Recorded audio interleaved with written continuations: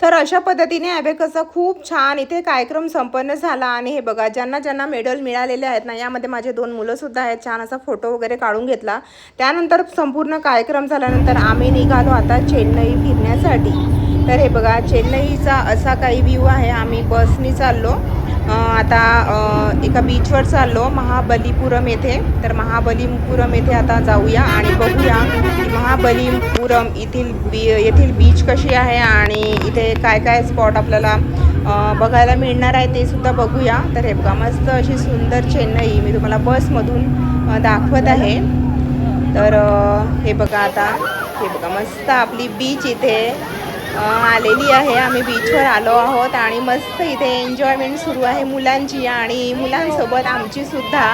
सर्वांनी आम्ही इथे मस्त छान असं एन्जॉय केलं। मुलांनी सुद्धा एन्जॉय केलं कारण परीक्षेचा ताण होता। तर परीक्षासुद्धा झाली आणि खूप छान मेडलसुद्धा मिळाले आणि माझ्या दोन्ही मुलांना फर्स्ट आणि सेकंड रनरअप मिळाले। त्यामुळे मुलंसुद्धा अगदी खुश होते। मस्त सर्वांनी एन्जॉय करून घेतला आणि मी इकडे आपला व्हिडिओ घेण्यामध्ये व्यस्त होती।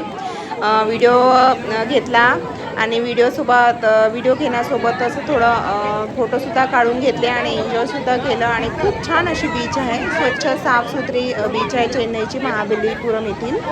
तर एकाच बीचवर आम्हाला इथे नेण्यात आलं कारण आम्हाला एकच दिवस इथे फिरण्यासाठी मिळाला कारण आमचा 3 दिवसाचाच इथे स्टे होता। त्यामुळे आम्ही बीच आणि आणखी एका स्पॉटवर गेलो, ते सुद्धा स्पॉट आपण बघणार आहोत।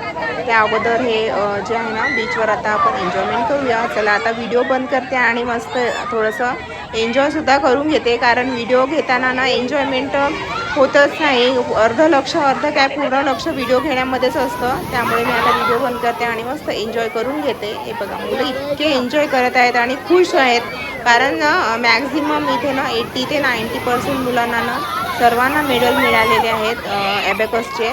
तर ॲबेकसच्या एक्झामसाठी आम्ही इथे गेलो होतो चेन्नईला, 3 दिवसाचा आमचा स्टे होता। तर हा व्हिडिओ तुम्हाला कसा वाटला हे सुद्धा मला नक्की कमेंट करून सांगा आणि हा ट्रॅव्हलिंग ब्लॉग कसा वाटला हे सुद्धा कमेंट करून सांगा, शेअर करा आणि हो लाईक करायला विसरू नका कारण मी खूप मेहनतीने व्हिडिओ बनवते।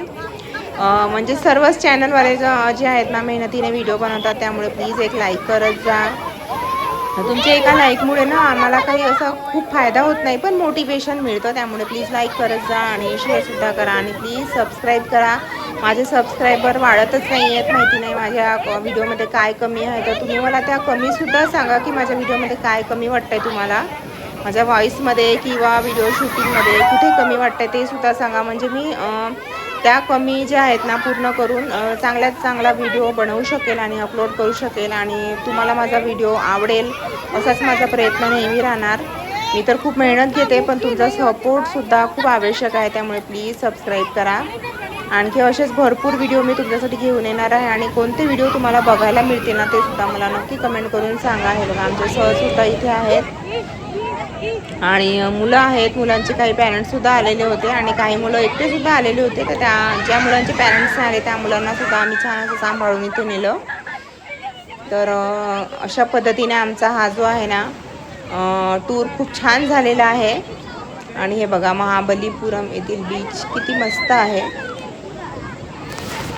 तर ह्या माझ्या मुलीच्या फ्रेंड्स वगैरे आहेत, त्यासुद्धा माझ्याकडे बघत आहेत की काकू कोणता व्हिडिओ घेत आहेत, तर त्यासुद्धा बघत आहेत। हे बघा मुलं इतके मस्त बीचमध्ये कपडे वगैरे ओले करून मस्त छान असे नाचून बागडून मस्त एन्जॉय करत होते। आणि खरंच बालपण खूप छान असतं, म्हणजे कशाचाच ताण नसतो। मोठ्या माणसांना प्रत्येक गोष्टीचा काही ना काही छोट्या मोठ्या गोष्टीचा ताण असतो, तर असा कोणत्याच प्रकारचा ताण मुलांना नसतो।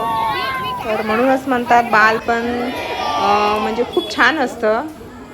तर हे बघा हे जे आहे ना दुसरं स्पॉट आहे, आता याचं नाव वगैरे काही माहिती नाही पण हे दुसरं स्पॉट आहे चेन्नई येथील आणि हे छोटंसं एक गार्डन आहे।